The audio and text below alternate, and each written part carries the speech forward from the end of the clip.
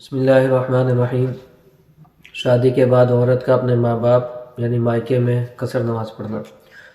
یہ سوال آیا ہے کہ شادی کے بعد عورت اگر اپنے ماں باپ کے گھر جاتی ہے یعنی مائکے جاتی ہے تو کیا وہ قصر نماز پڑھے گی یا مکمل، اور اسی طرح اگر داماد اپنے سسرال جائے تو کیا وہ قصر نماز پڑھے گا یا مکمل۔ دیکھیں، عورت جب اپنے ماں باپ کے گھر جائے گی یعنی مائکے جائے گی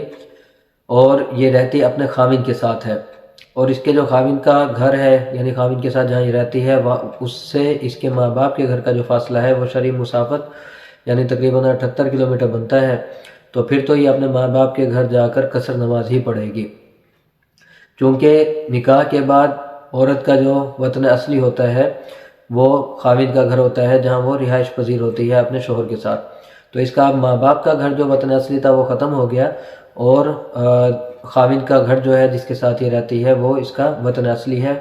تو جب بھی اپنے ماں باپ کے گھر جائے گی یہ قصر نماز پڑھے گی،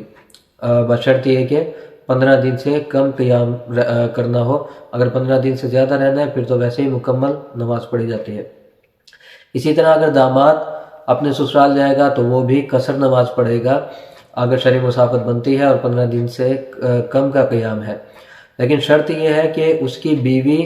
وہ اسی کے ساتھ رہتی ہو۔ اگر بیوی اپنے ماں باپ کے گھر میں رہتی ہے اور یہ شوہر جو ہے یہ وہاں پر بیوی کو ملنے جاتا ہے تو پھر یہ قصر نماز نہیں پڑھے گا، کیونکہ پھر تو جہاں اس کے بیوی بچے ہیں وہی اس کا وطن اصلی ہے۔ تو اس صورت میں اگر بیوی ساتھ اس کے رہتی ہے تو قصر پڑھے گا سسرال میں، لیکن اگر بیوی اپنے ماں باپ یعنی مائکے میں رہتی ہے تو پھر اس کی قصر نماز نہیں ہوگی بلکہ مکمل ہی پڑھے گا۔ جزاکم اللہ۔